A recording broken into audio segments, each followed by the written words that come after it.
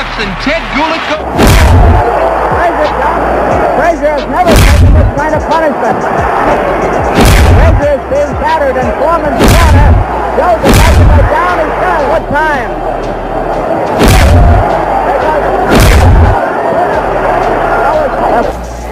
Boss George is all over him. Is against the ropes. Foreman swinging wildly and missed. That what becomes a knockout punch doesn't always look like one, and Rodriguez goes down. Showing his best round of the fight here in round 10. There's a right hand. Watch this beautiful left hook right hand combination. All over. Kyle has Foreman in trouble. Foreman is down. Back. Oh, Foreman is in trouble. Kyle caught him with a good left. Now George. Now George strikes. Foreman goes down. Lyle's got to come back with now down. Wow. Down to.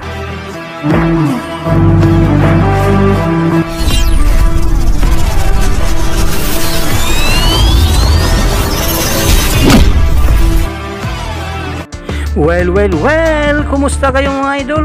Ang ating ngayong pag-uusapan ay patungkol sa 10 knockout wins mula sa ating batikang boksingero sa heavyweight, walang iba kundi si George Foreman.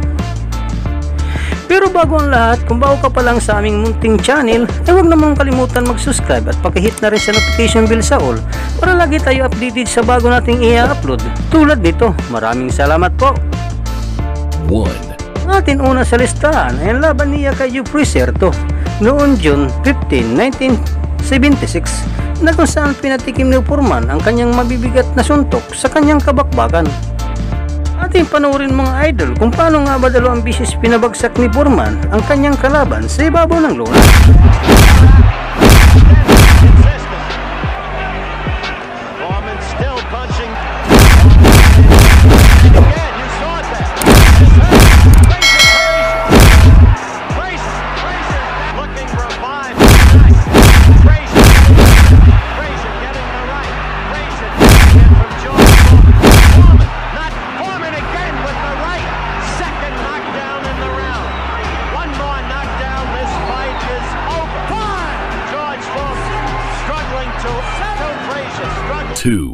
Ang ating pangalawa sa listahan ay ang laban niya kay Ken Norton noong March 26, 1974 na kung saan binira ni Foreman ang kaliwat kanan ang kanyang kabakbakan. Atin tunghayang kung paano nga ba tinalo ni Foreman ang kanyang kalaban sa ibabaw ng lona. As Foreman is teeing off, and it looks like no. Okay, 7-8, and here we go as Foreman comes banging on in the second round. Norton goes down again, doesn't? His legs are up there, and the left hand goes to the side of that. Right uppercut, jab, and all vicious left. Sends Norton all over right here. It's up to 9, 10, and are they going to continue it, or are they going to stop it? It looks like it maybe. 3.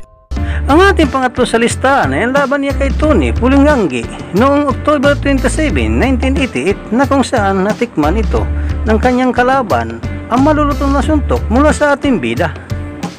Panoorin kung paano nga ba 3 bisis pinabagsak ang kanyang kalaban sa ibabaw ng luna. Inside that danger zone of Foreman, but One shot in, looking for the home. George Foreman just winds up and he has worked up a sweat. Corner. He can't take the. There's the uppercut. Fulalongi content, Sean, of staying in the corner. Sees it, and he goes for the uppercut. And he's down. What a moment to be smiling. He's smiling, and that man will wipe the smile. 3 or 4 fights. Foreman's trying to rough him up. It's over here in the second. That could be it. Oh, Foreman thought it was over. Fulalongi responds. Wild swing, and it's over. I don't think he even connected, but it is being counted as a knockdown. 4. Ang ating pang-apat sa listahan ay ang laban niya kay Jerry Cooney noong January 15, 1990 na kung saan nakatikim ito na malulutong na suntok mula sa ating bida. Ating panuorin kung paano nga ba pinatulog ni Foreman ang kanyang kabakbakan sa ibabaw ng lona. Standing his ground, punching, and then trying to move out of the way. And there is the big roundhouse left to trademark.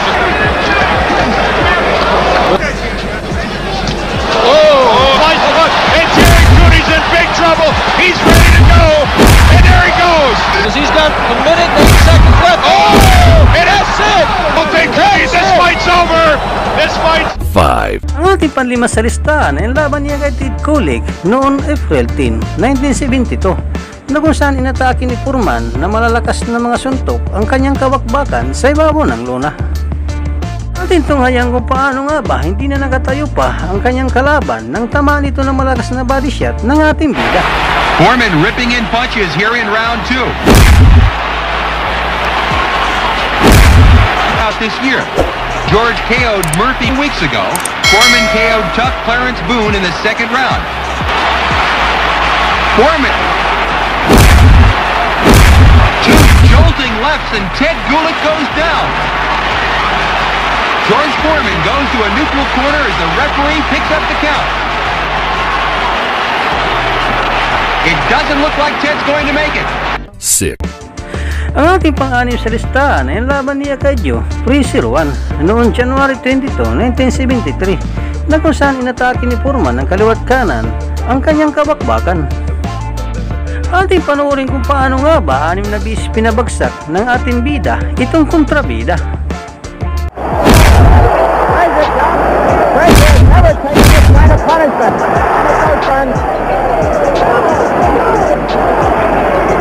Frazier is being battered in Foreman's corner.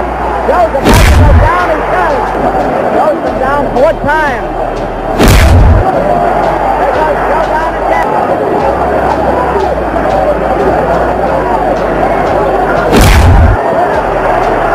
The fight is over. 7. Pampitulas sa listahan ay ang laban niya kay Jose Roman noong September 1, 1973 na kung saan nakatikim ito ng pampatulog ng mga suntok mula sa ating bida. Atin tunghayang kung paano nga ba hindi na nakatayo pa itong kontrabida matapos itong bilangan ng referee sa ibabaw ng lona. Resumed. Of course, George is all over him, and that quick punishing right. Mandatory 8 count is registered. Roman comes back to do battle, but not really. He is against the ropes, Foreman swinging wildly and missing, but final knockdown takes place. This time, Roman will not be getting up. The official time, 2 minutes of the first round. 8.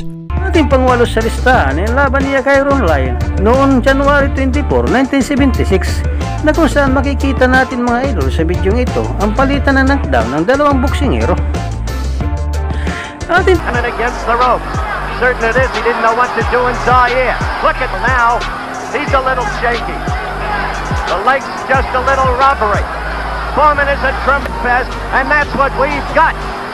Very good counter right hand by Lyle there. Very over right hand is working very well on Foreman's left hand. His left hand is down and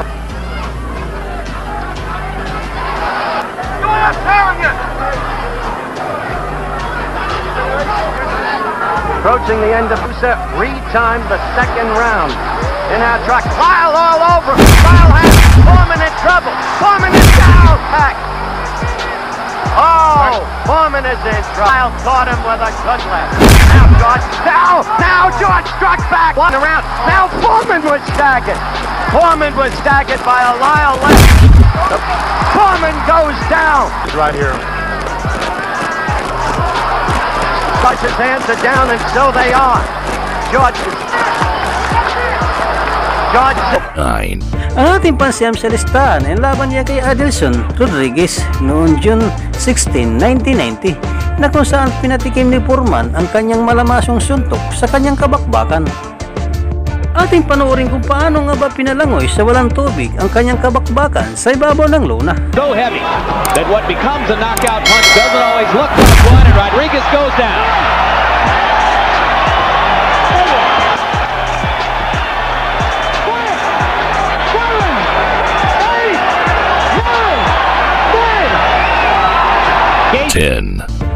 Ang ating pang-10 upang huli sa listahan ay laban niya kay Michael Moorer noong November 5, 1994 na kung saan pinaulanan ni Foreman na malulutong na kombinasyong power punch ang kanyang kabakbakan. Ating tunghayang paano nga ba hindi na nakatayo ang kanyang kabakbakan matapos itong tamaan ng isang sulirong kanan mula sa ating bida. Moore's punches are landing for 20, 350. To George. You got a question at this point. Goes back to the jab, which was effective by Michael Moorer. Good right to the belt. Fight that many people thought he had lost Alex. He possibly already in a position of needing to handle. Force more to give ground. Morris works more into. Necessarily the ability anymore to finish a fighter. He should have been all over Mike. Driving the odds down, much the way the Strong in round number 10. Rattled more. He just figured it's another fighter. George Foreman enjoying his best round of the fight here in round 10. There's a right hand. Down goes Moore. Could be about to lose the heavyweight title. I don't believe this. So Cortez pulls up the count. It is over. Watch for the beautiful left hook right hand combination. He walked right. Dito na po nagtatapos ang ating 10 malulupit na knockout wins mula sa ating batikang boksingero sa heavyweight. Walang iba kundi si Jules Foreman. Maraming salamat po sa inyong panonood. Walang sawang suporta. Ikaw, idol, anong masasabi mo sa pinakitang performance ni Jules Foreman sa bakbakang ito? Para sa inyong opinion, i-comment mo niyan sa ating comment section sa ibaba. At kung nagustuhan mo naman ang video ito, paiwan naman ako ng like at pasubscribe na rin sa ating munting channel. Maraming salamat po sa inyong panonood. Sama kayo na rin lang, mag-ingat, God bless. Bye bye.